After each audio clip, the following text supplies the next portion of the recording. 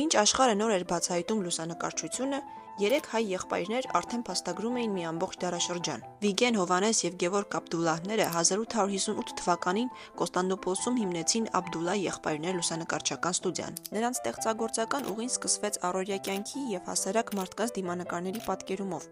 իսկ կարճ ժամանակ անց նրանց տաղանդը գրավեց բարձրաստիճան մարդկանց ուշադրությունը։ Նրանք սկսեցին լուսանկարել Օսմանյան կայսրության հարստատերերին, իշխող ընտանիքների անդամներին ու նույնիսկ սուլթանին։ Նրանք միացան սուլթանի պաշտոնական լուսանկարիչների շարքին, ինչը նշանակում է, որ նրանց լուսանկարները համարվում էին կայսրության պաշտոնական փաստագրություն։ Աբդուլլա եղբայրների աշխատանքները տարածվում էին Եվրոպայում, թանգարաններում, ցուցահանդեսներում եւ գրքերում։ Սա նրանց բերեց համաշխարհային ճանաչում։ Աբդուլլա եղբայրներ ընկերությունը իր ժամանակին համարվել է լավագույնը ամբողջ Օսմանյան Թուրքիայում։ Եվ մինչ այսօր նրանց լուսանկարները ցուցադրվում են թանգարաններում ու հավաքածուներում, պահելով իրենց ժամանակի հիշողությունը որպես հայ լուսանկարչության անմահ վկայություն։